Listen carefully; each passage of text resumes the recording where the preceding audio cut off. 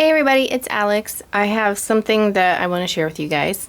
So yesterday, I was checking my YouTube feed and I saw Brittany H's video on melting the beads to make, what are those? The enamel dots. And I was like, oh my gosh, I have to try that. So I had some of those pony beads, like this shape.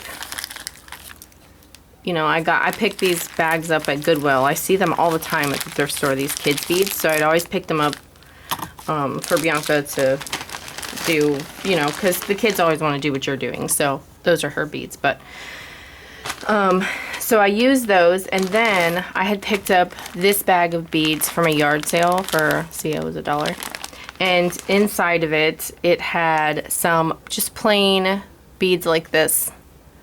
You know, it wasn't a pony bead, it wasn't a perler bead, just plain plastic beads. So I tested those. So the first time I did it, I wanted to, I knew it was probably going to smell.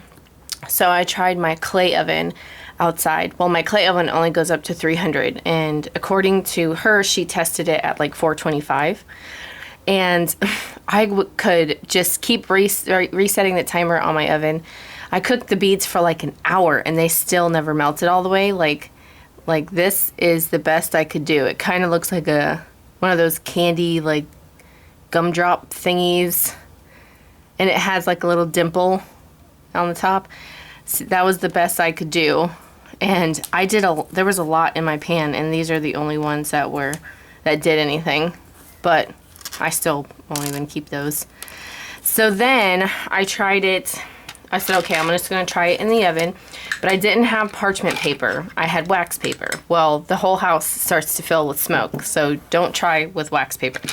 So these were the only salvageable ones from the wax paper, and you have to peel them off the wax paper, and it makes the back pretty like dingy, and some of them still have like a slight like dimple on the top of them. So those were the wax paper, and I was like, okay, I didn't know if it was the plastic in the oven, like the beads itself, or if it was the wax paper. And so I said, let me try it again. So this time I took out my clay. I have a larger glass, like Pyrex glass pan that I use especially for clay. And I took that out, and I just put the beads straight on the glass pan. And it seemed like it took, okay, okay, on the metal pan with the parchment paper, I set the timer for 15 minutes, and in like 8 minutes, the whole house was smoking, and that's what they look like. They were pretty melted. So the metal pan with the parchment paper, I don't think was a very good mix. So the glass pan,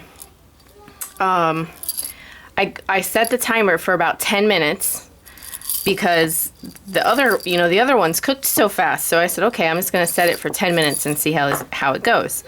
Well, I set it for 10 minutes and they still weren't, they still kind of had that hole in the middle like they were beads.